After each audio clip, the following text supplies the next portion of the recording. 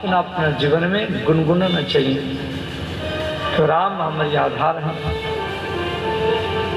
नाना भांति राम अवतारा। तो स्वामी तुलसीदास जी रामचरितमानस जो लिखे उसका तिथि भी दिया गया है। संवत 16 से 31 करहूं कथा हरि पद धरि सीसा। 1631 संवत में 1631 संवत, अब ये 2023 तो ख्रिस्टाब्द है, परंतु संवत 2023 नहीं है। विक्रमादित्य के संवत का गिनती तो 1631 संवत माने 450 साल पहले, 450 वर्ष पहले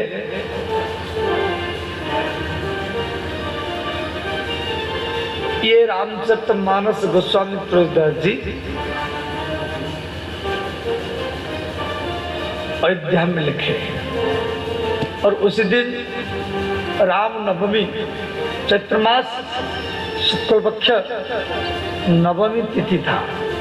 नवमी भौमवार मधुमासा। मधुमास माने बसंत ऋतु। मधु माने बसंत, तो बसंत ऋतु फागुन चैत्र मास। तो चैत्र मास नवमी भौमवार, चैत्र मास शुक्ल पक्ष नवमी, भौमवार माने मंगलवार। भूमि का पुत्र मंगल माने 450 साल वर्ष पहले चैत्र मास राम नवमी के दिन जो मंगलवार था, उसी दिन रामचरितमानस लिखा गया। परंतु कब इसका अंतिम हुआ वो तिथि नहीं दिया गया। संतों को पता है जो 2 वर्ष इनको लगा था, तो उस समय कागज नहीं था, पेन भी नहीं था। कागज पेन उस समय गोस्वामी तुलसीदास जी कागज पेन में रामचरितमानस नहीं लिखे। वो जो ताड़ का पत्ता है ना, ताड़ के पत्ता सुई के नोक में ऐसे खोद करके लिखते थे। 8-10 लाइन लिखने में पूरा दिन लगता था। 8-10 लाइन लिखने में पूरा दिन लग जाता था, इसलिए उनको 2 साल लग गया। इतना कठिन परिस्थिति में ये रामचरितमानस लिखे। और जिस दिन लिखे जही दिन राम जन्म श्रुति गावही, तीरथ सकल तहाँ चली आवही। इस राम जन्म में जितना तीर्थ है, वृंदावन है, काशी है, जगन्नाथपुरी है, और गंगा सागर, तिरुपति, बालाजी, रामेश्वर, द्वारिका, चित्रकूट, पंचवटी, जितना नदी हैं, ये सब राम जन्म के समय में अयोध्या जाते हैं। कृष्ण जन्म के समय में वृंदावन जाते हैं। रथ यात्रा के समय में जगन्नाथपुरी जाते हैं। तो सब तीर्थ राम जन्म में अयोध्या आते हैं। उसी दिन जो त्रेता युग में राम जी के जन्म के समय में जो महल था, ऐसा ही महल जिस दिन रामचरितमानस लिखा गया उसी दिन वैसा था। ये बात क्या लिखा गया। तो गोस्वामी तुलसीदास जी सोचे अब तो लिख गया, इसका नाम क्या रखूं? रामायण रखूं? नहीं, रामायण शब्द का अर्थ है रामस्य अयनम इति रामायणः। अयन माने घर, अयन शब्द का अर्थ घर, जो राम जी का घर हो वो रामायण है। कृष्णायन, कृष्णस्य अयनम, जो कृष्ण का घर। नारायण, नारम अयनम, नारम नीरम अयनम, जो नीर को, जल को घर बनाया। नारायण भगवान हरदम जल में रहते हैं। तो तुलसीदास जी इसका नाम रामायण नहीं रखे, इसका नाम रखे रामचरित्र मानस। क्यों? घर छोटा होता है परंतु चरित्र बड़ा होता है। जैसे आपका जो घर है छोटा सा, अरे 12 फुट के कमरा में आप जिंदगी बिता देते हैं, परंतु आपका जो चरित्र है पूरा अगल बगल में सबको मालूम है। इसीलिए तुलसीदास जी लिखे राम चरित्र मानस यही नाम, राम चरित्र मानस यही नाम, राम चरित्र मानस यही नाम, राम चरित्र मानस यही नाम, सुनत श्रवण पाइय विश्राम, सुनत श्रवण पाइय विश्राम, सुनत श्रवण पाइय विश्राम, सुनत श्रवण विश्राम, सुनत श्रवण, श्रवण शब्द का अर्थ कान, श्रवण माने कान। कान में सुनने से व्यक्ति को शांति मिलता है, विश्राम मिलता है। आप जो कान में भगवान की कथा सुन रहे हैं, माने कान के द्वारा आप राम जी की पूजा कर रहे हैं। अच्छा, हम लोग सोचते हैं अगरबत्ती धूप बत्ती चढ़ा दो, फूल चढ़ा दो, ये पूजा हो गया। ठीक है, ये भी पूजा है, परंतु ये सामान्य पूजा है।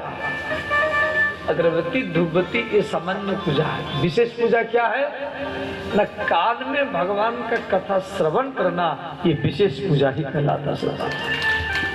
भागवत के 7वें स्कंद में भक्ति का प्रथम अंग है श्रवणम कीर्तनम विष्णु स्मरणम पाद सेवनम अर्चनम वंदनम दर्शनम सख्यमात्म निवेदनम।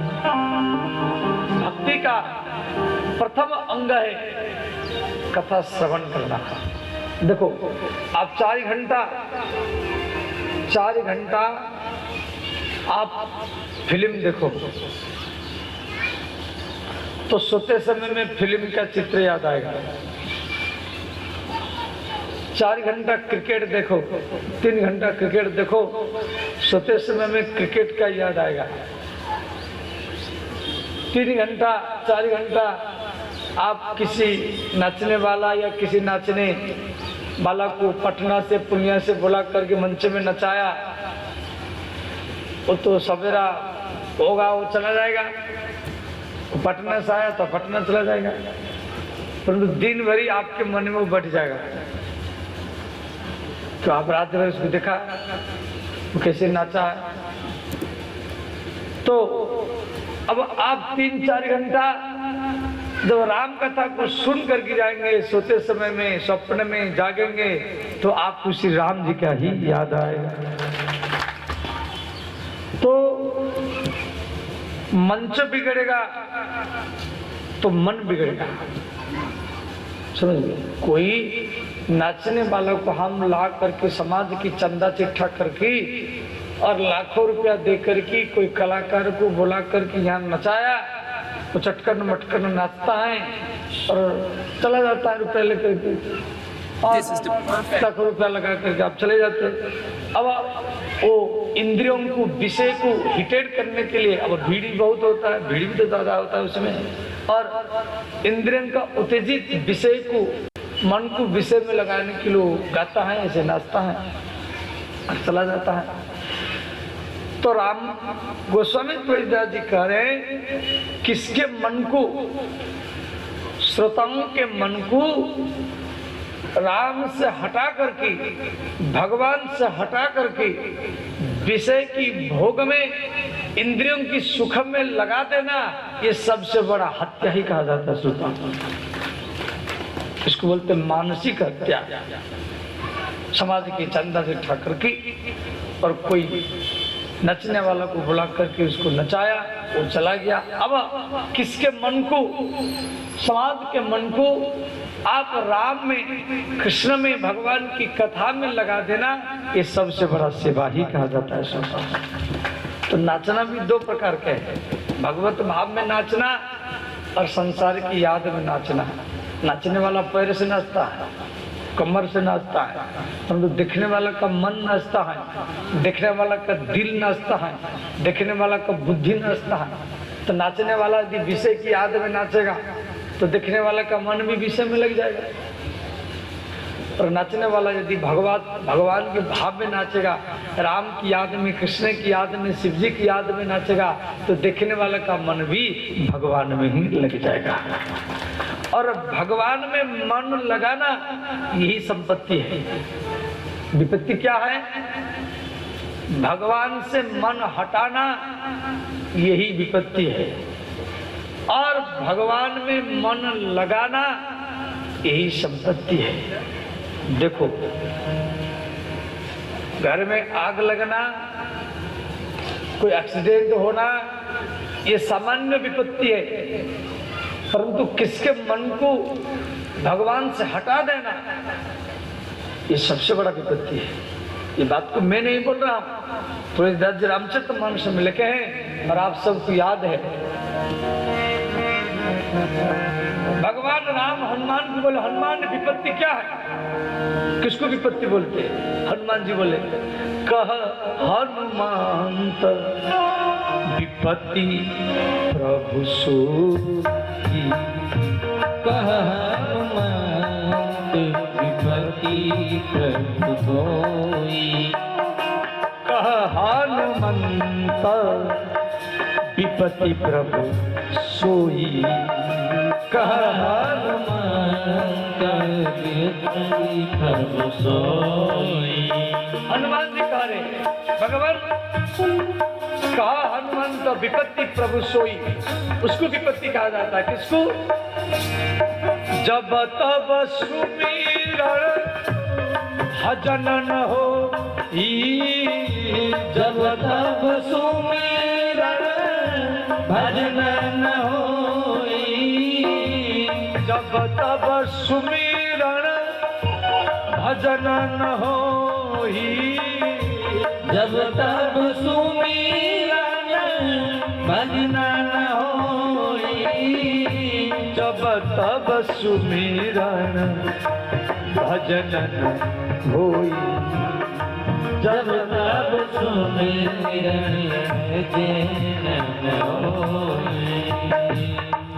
तो जब तब सुमिरन भजन न होई, जब आपका स्मरण छूट जाए, जब आपका याद छूट जाए, आपका भजन छूट जाए, वही विपत्ति है।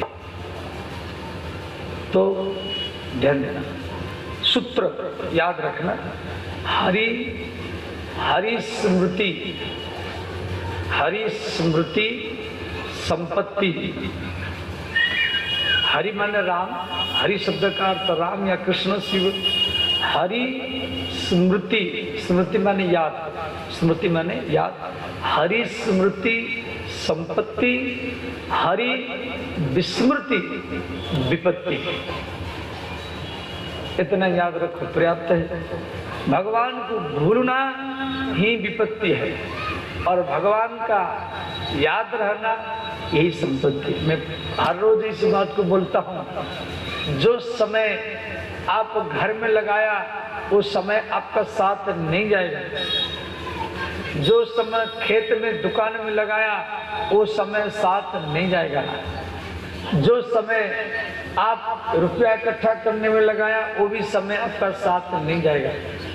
घर मकान स्त्री बच्चे कोई भी साथ में नहीं जाएंगे, शरीर देह भी साथ में नहीं जाएगा, परंतु जितना समय आप राम कथा में दिया है यही समय ही आपका ही साथ देगा। भार्या गृहद्वारे जना श्मशाने धर्मान गच्छन्ति गो जीव एकः। पत्नी बच्चे दरवाजा तक रह जाएंगे, शरीर स्मशान तक जाएगा, वहीं पर वो भस्म हो जाएगा। तो जाएगा क्या? मकान गाड़ी बिल्डिंग सब तो यहीं रह जाएगा। तो जाएगा क्या? तो जाएगा जो आप राम नाम जाप किया है, जो आप राम कथा श्रवण किया है, जो आप भगवान की कथा श्रवण करके भक्ति ज्ञान वैराग्य इकट्ठा किया है, यही आपका ही साथ ही देगा। धर्मानु गच्छन्ति गो जीव एकः। इसीलिए हम लोग बड़भागी है जो मलमास में, पुरुषोत्तम मास में, अधिक मास में, खर मास में श्री, देखो इस मास में कोई तिथि नहीं है, ये सारा मास ही मंगल है। ये पुरुषोत्तम मास, इसको बोलते पुरुषोत्तम मास। पुरुषोत्तम कौन है? ना भगवान का नाम ही पुरुषोत्तम है। खरमास बिहार के लोग बोलता है, बाहर के लोग इसको खरमास नहीं बोलता। क्यों? बिहार के लोग इसको खराब मास बोलते हैं। इसी महीना में कोई काम कोई पुण्य काम नहीं करते, इसलिए इसको खरमास बोलते बिहार के लोग। परंतु वृंदावन में, राजस्थान में, गुजरात में, पंजाब में, उत्तर प्रदेश में कोई इसको खरमास नहीं बोलता। इसको बोलते पुरुषोत्तम मास, सबसे उत्तम मास। पूरा महीना भर वहाँ लंगर चलता है, यज्ञ चलता है, कथा चलता है, एक माने अखंड परिक्रमा चलता रहता है गिरिराज वृंदावन में। इतना भीड़ है, इस महीना भर चल रहा और हर गाँव में कथा चलता रहता है। सर्वोत्तम क्यों? इस महीना में जो आप पुण्य करेंगे वो पुण्य कभी समाप्त नहीं होगा, वो अक्षय बन करके सारा जिंदगी भरी आपका लाभ देगा। बंगाल के लोग अधिक मास बोलता है, उड़ीसा के लोग अधिक मास, तो ध्यान देना। श्री गोस्वामी तुलसीदास जी रामचरितमानस इसका नाम रखे। ये मानस सरोवर है, सरोवर माने कुंड, तालाब। तालाब तो छोटा होता है, सरोवर थोड़ा बड़ा होता है। छोटा को तालाब बोलते हैं, कुंड बोलते हैं, पोखरी बोलते हैं, पोखरी। परंतु सरोवर जो होता है थोड़ा बड़ा होता है। तो ये रामचरित्र रूपी सरोवर, इसमें 4 घाट है। सरोवर में घाट होता है, भाई घाट नहीं होगा तो आप पानी में उतरेंगे कैसे, नहाएंगे कैसे? मिट्टी मिट्टी होगा तो कीच हो जाएगा, गिर जाएंगे। जहाँ घाट होगा वहीं पर व्यक्ति नहाएगा। तो रामचरित्र रूपी सरोवर, इसके 4 घाट है। पूर्व घाट, पश्चिम घाट, उत्तर घाट और दक्षिण घाट। पूर्व घाट में भगवान महादेव पार्वती को कथा सुना रहे हैं। पश्चिम घाट में श्री काकभूषुंड जी गरुड़ जी को कथा सुना रहे हैं। और उत्तर घाट में श्री याज्ञवल्क्य मुनि भरद्वाज मुनि को कथा सुना रहे हैं। दक्षिण घाट में श्री गोस्वामी तुलसीदास जी संत समाज को सुना रहे हैं। ये 4 संवाद है रामचरितमानस। माने जो कथा को भगवान महादेव पार्वती को सुना रहे हैं, वही कथा को काकभूषुंड जी गरुड़ जी को सुना रहे हैं मेरू पहाड़ में। वही कथा को प्रयागराज में याज्ञवल्क्य मुनि भरद्वाज मुनि को सुना रहे हैं। और वही कथा को चित्रकूट में गोस्वामी तुलसीदास जी संत समाज को सुना रहे हैं। और वही कथा को इसी काजी धाम में और पुरुषोत्तम मास में आप और हम बैठ कर की चर्चा कर रहे हैं। तो ये 4 घाट हो गया, और घाट में सीढ़ी भी होना चाहिए भाई, घाट में सीढ़ी तो होना चाहिए। सीढ़ी नहीं होगा तब उतरेंगे किसे, फिसल जाएंगे। तो प्रत्येक घाट में 7 सीढ़ियां हैं। तो ये 7 सीढ़ी क्या है ना, बाल कांड है, दूसरा सिद्धि है अयोध्या कांड, तीसरा सिद्धि है आरण्यक कांड, चौथा सिद्धि है श्री किष्किंधा कांड, 5वां सिद्धि है श्री सुंदरा कांड, 6वां लंका कांड और 7वां श्री उत्तराखंड। ये 7 सिद्धियां चारों घाट में बना हुआ। अब घाट भी है, सिद्धि भी है, तो सरोवर में मछली भी होना चाहिए। तो मछली तो पानी को शुद्ध रखेगा ना। कछुआ भी होना चाहिए, कमल फूल भी होना चाहिए, शंख होना चाहिए, सीप होना चाहिए, घेड़ा होना चाहिए। तो ये मछली, कछुआ, कमल फूल सरोवर में होना चाहिए। तो ये सब कौन है? चौपाई, दोहा और श्लोक। रामचरितमानस में जितना भी चौपाई है, चौपाई समझाते हैं, मन के भाव को 4 ही पंक्ति में प्रकाश करने की विधि के नाम में चौपाई। दोहा, मन के भाव को 2 लाइन में प्रकाश करने की विधि के नाम में दोहा। सरोठा, जिसका अंतिम अक्षर न मिले, स्वर उठा हुआ हो, उसको बोलते सरोठा। श्लोक, शोकम लुनाती श्लोक, ये सब सरोवर के मछली है, कछुआ है और कमल फूल है। परंतु ये सरोवर में नहाना बड़ा कठिन है। इसी रामचरित्र रूपी सरोवर में नहाना बड़ा कठिन है। उस समय तो इधर से लिख रहे, आवत यही सर अति कठिनाई,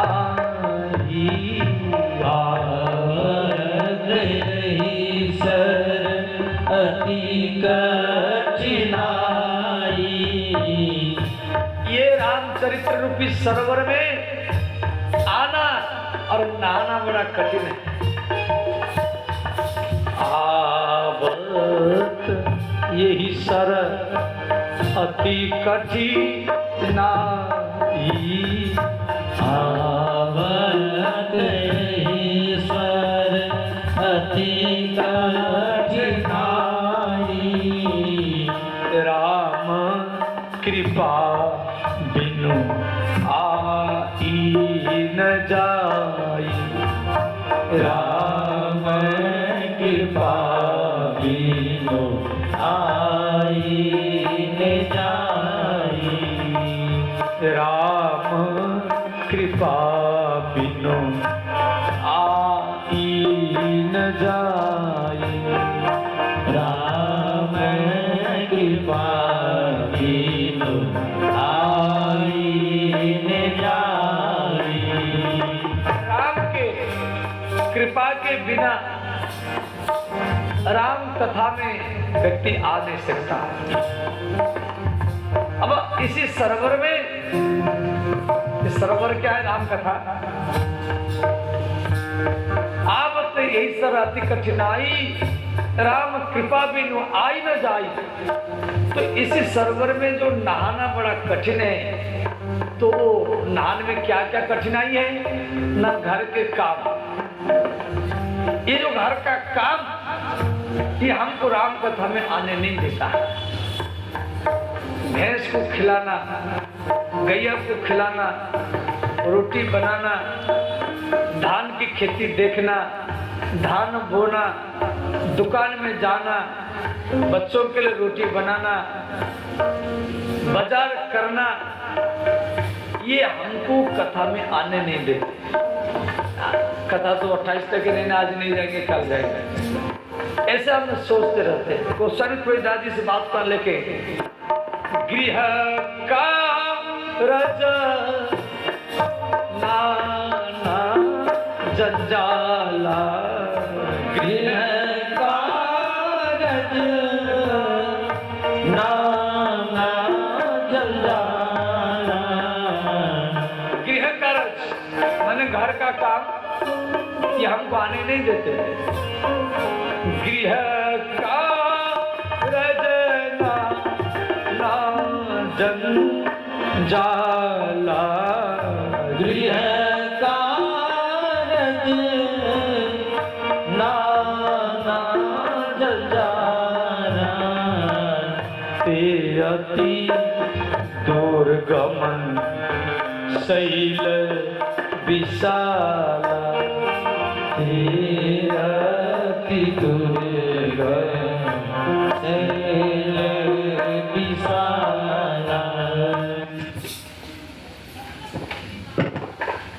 तो ते अति दुर्गम शैल विशाला, शैल बने पहाड़, ये दुर्गम पहाड़ क्या है ना घर के काम, ये हमको कथा में आने नहीं देते हैं। काम तो जिंदगी भर करना है, जब तक जिंदगी रहेगी फुर्सत न है वो काम से। जब तक आप जिए हैं तब तक काम तो करना ही पड़ेगा। फिर भी समय निकाल करके आपको राम कथा में समय देना है। देखो, कथा व्यक्ति शांति पाने के लिए कथा में आता है। कथा में आप ढंग से विवेक से कथा सुनो, 3-4 घंटे कथा होती है, 3-4 घंटा तक आपको संसार का याद नहीं आएगा, घर का याद नहीं आएगा। आप यहाँ जब तक बैठे रहेंगे, आपकी पत्नी आ जाए, आपका पति भी आ जाए, तो भी आपको काम नहीं बताएगा कि आप कथा में बैठे। कथा में जब तक बैठे रहेंगे कोई पाप नहीं कर सकते, झूठ बोल नहीं सकते, बीड़ी सिगरेट मदिरा भी पी नहीं सकते। आपका विवेक आपको मना करेगा कि आप कथा में बैठे। और यहाँ से जाएंगे तो काम करना पड़ेगा, घर में जाएंगे तो काम करना ही पड़ेगा। तो श्री तुलसीदास जी लिखे हैं इस प्रकार,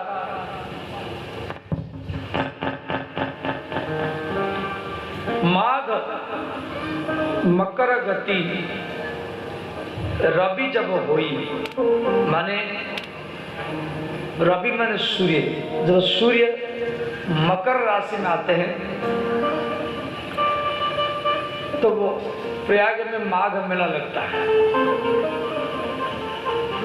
तो प्रयाग में माघ मेला में कल्पवास करने के लिए बड़े बड़े साधु संत, आप भी कभी कभी गए होंगे कुंभ मेला में। और 2025 में महाकुंभ लगेगा प्रयाग में, जनवरी फरवरी में, वहाँ भी भागवत परिवार का खालसा लगेगा, तो ध्यान देना। तो बड़े बड़े ऋषि मुनि आए, कुंभ नहाए, तो भरद्वाज मुनि वहाँ रहते हैं। तो वहाँ पर याज्ञवल्क्य मुनि नहा करके जा रहे हैं, तो भरद्वाज मुनि हाथ जोड़ करके याज्ञवल्क्य मुनि को प्रणाम किए, बोले नाथ नाथ, एक संशय बड़ मोरे, करगत वेद तत्व सब तोरे। तो भरद्वाज मुनि बोले याज्ञवल्क्य मुनि को, नाथ मेरे मन में क्या संशय है। याज्ञवल्क्य मुनि बोले बताइए कौन सा संशय है। भरद्वाज मुनि बोले क्या जो राम दशरथ का पुत्र है, एक राम अवधेश कुमार, अवधेश मान दशरथ, दशरथ का पुत्र जो राम है वही राम सबके भीतर में आत्मा के रूप में रहता है। सबके भीतर में जो राम है और दशरथ का पुत्र राम, क्या ये अलग अलग है कि एक है? और जिनको सब लोग भगवान कहते हैं, तो ये बात को सुनकर के याज्ञवल्क्य मुनि थोड़ा मुस्कुराने लगे। याज्ञवल्क्य मुनि सोचे भाई भरद्वाज मुनि बड़े ज्ञानी हैं, परंतु अज्ञान के समान प्रश्न कर रहे हैं। अब कोई बोले दिल्ली में एक सूर्य बोले, बम्बे में एक सूर्य डोले। अब कोई बोलेगा दिल्ली में जो सूर्य है क्या वही सूर्य काजी में, क्या वही सूर्य बम्बे में? अरे एक ही है।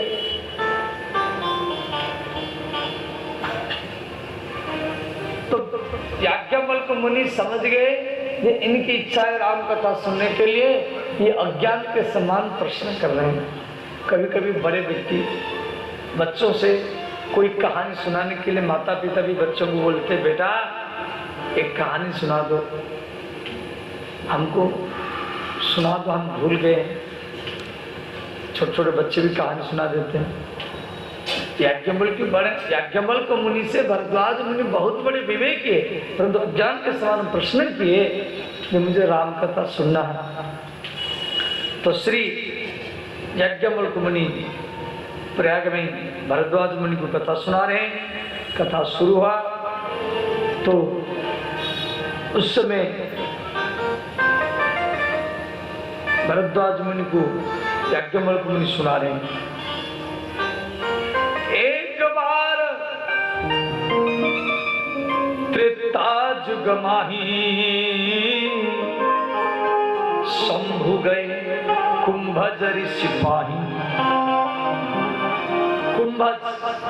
कुंभज माने कुंभ माने घड़ा, कुंभ शब्द का अर्थ घड़ा। जब माने जन्म लेना, जो घड़ा से जन्म लिया। घड़ा से कौन जन्म लिया? श्री अगस्त मुनि। तो दक्षिण भारत में अगस्त मुनि का आश्रम है। तो वहां पर एक बार त्रेता युग माही शंभु गए। शंभु माने महादेव, भगवान शिव कथा सुनने के लिए अगस्त मुनि के आश्रम में गए हैं। अगस्त मुनि कथा सुना रहे। भगवान शिव और पार्वती और भी बड़े बड़े ऋषि मुनि हैं, भगवान शिव पार्वती का कथा सुन रहे हैं। कभी कभी बड़ा व्यक्ति भी छोटे व्यक्ति से भी कथा सुनता है। अब भगवान शिव वाली नहीं वाले सर्वे सर्वा है, वो साधारण श्रोता बन करके उसी भीड़ में बैठे कथा सुन ले। तो कथा सुन करके वो कैलाश जा रहे हैं, भगवान शिव और सती दोनों। तो उस समय दक्षिण भारत से ये महाराष्ट्र दे करके कैलाश जा रहे हैं। तो महाराष्ट्र में पंचवटी पड़ता है, पंचवटी गोदावरी नदी, जहाँ नासिक कुंभ मेला लगता है, वहां भी कुंभ मेला लगता है बरसा ऋतु में। तो वहां पंचवटी में भगवान राम सीता की याद में रो रहे हैं। हे सीते, हे सीते, हे सीते, हे खग मृग है मधुकर श्रेणी, तुम देखी सीता मृग नयनी। भगवान राम वृक्षलता को पकड़ करके लिपट जाते, चिपट जाते, सीते सीते रो रहे।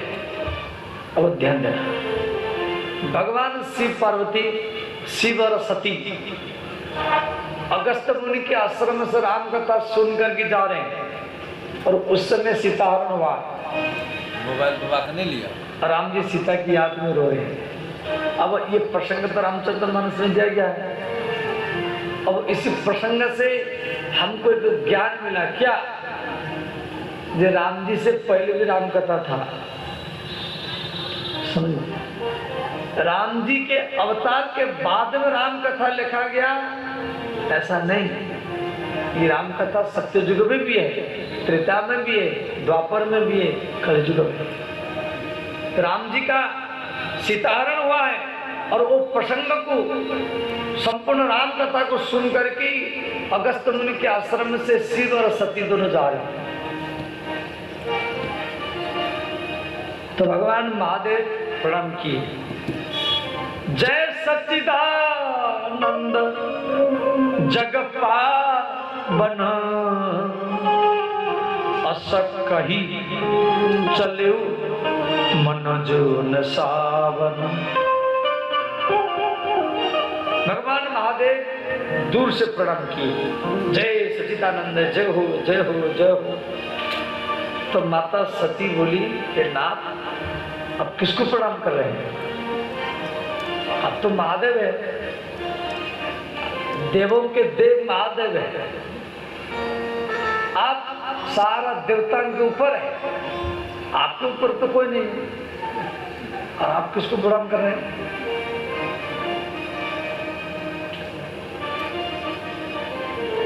भगवान शिव बोले, देवी जिसकी कथा हम सुन करके आए वही मेरे राम है,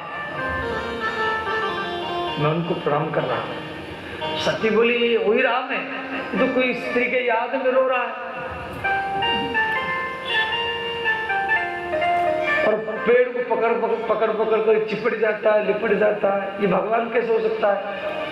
तो कोई मनुष्य है। भगवान शिव जीव को पकड़ लियो, बोले देवी ऐसा मत बोलो, वही मेरे राम है। सती बोली, नहीं नहीं, ये तो भगवान नहीं है, मैं इनको परीक्षा करूंगी। भगवान से मना किए, बोले देवी भगवान को और गुरु को परीक्षा नहीं किया जाता, प्रतीक्षा किया जाता। परीक्षा नहीं, प्रतीक्षा। और आप परीक्षा करने के लिए करें। देवी सती हट किया, नहीं नहीं, मैं तो इनको परीक्षा करूंगी, भगवान है या मनुष्य है। भगवान शिव बहुत मनाए, बोले देवी मत करो मत करो मत करो। सती नहीं मानी। और स्त्रियों में तो हट होता है, स्त्री हट, बाल हट, राज हट। बच्चों में भी हट होता है और स्त्रियों में भी हट होता है। भगवान शंभु, यहाँ शंभु अस मन अनुमाना दक्ष सुता कहूं नहीं कल्याण। इसका पिता दक्ष है, दक्ष मन अहंकार, ये अहंकार की बेटी है, इसीलिए इसके अंदर में अहंकार आ गया। मेरे भगवान को परीक्षा करने के लिए जा रहे हैं। अनुमान और अनुभव, अनुभव अपना होता है और अनुमान दूसरे के लिए होता है। देखो, आपकी बेटा है, आपकी पत्नी है, आपकी पति है, कोई बात मान नहीं रहा, समझाना आपका कर्तव्य है,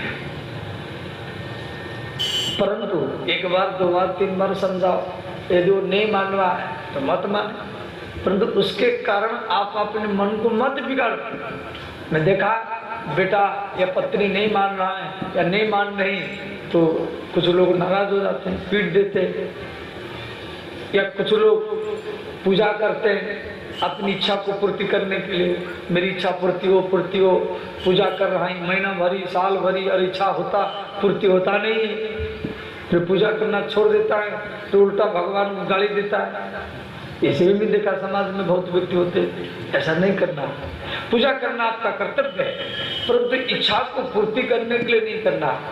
आपका इच्छा इसलिए पूर्ति नहीं हो रहा है, जब आपका इच्छा पूर्ति होने के बाद में आपके ऊपर ज्यादा दुख आएगा, ज्यादा संकट आएगा, इसी कारण आपका इच्छा पूर्ति हो नहीं रहा।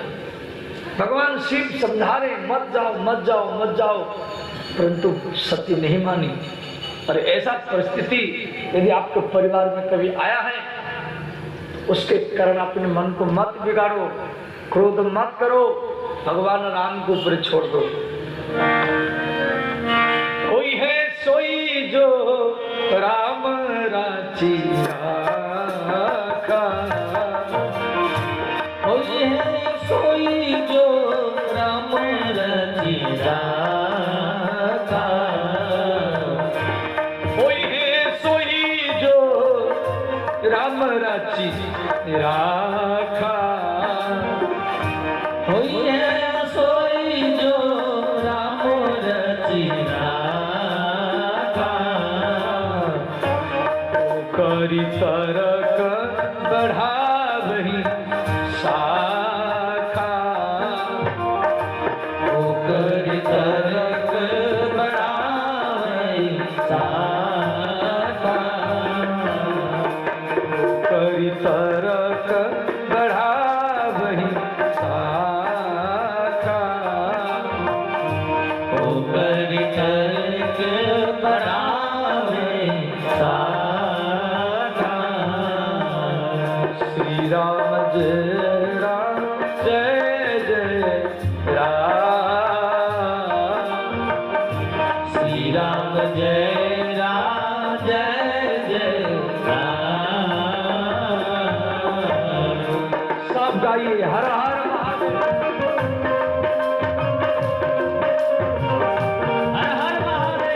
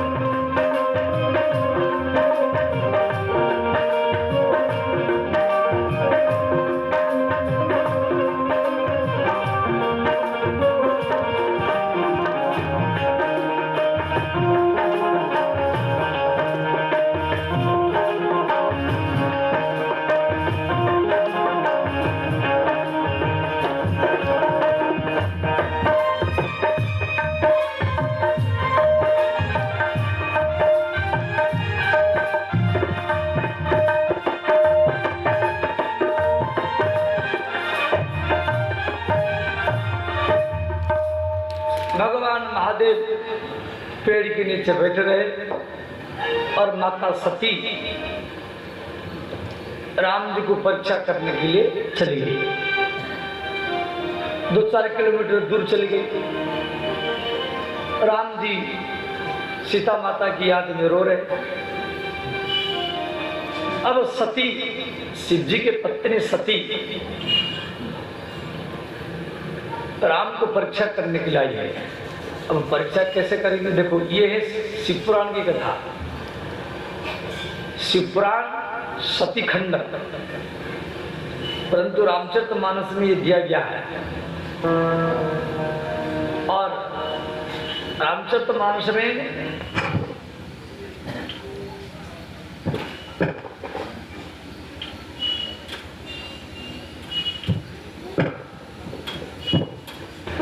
ध्यान देना, शिव पुराण का सती खंड और पार्वती खंड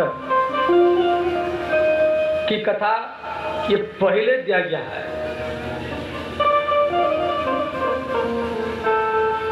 तो भगवान शिव जी की पत्नी सती राम जी को परीक्षा करने के लिए आई है। अब कैसे परीक्षा करेंगे? पुनि पुनि हृदय विचार, मन में विचार कर रहे हैं। करी धरी सीता कर रूप, वो सीता का रूप बना कर के आई। सती सीता का रूप बना कर के आई। शिव जी की पत्नी सती सीता का रूप बना कर क्यों आई? उसके मन में सोच है, यदि मैं सीता का रूप बना करके जाऊंगी, ये मुझे पकड़ेंगे, आलिंगन करेंगे, चुंबन देंगे, गोदी में बैठा के तो मैं समझ जाऊंगी ये भगवान नहीं है। क्यों? ये अपनी पत्नी की याद में रो रहे हैं।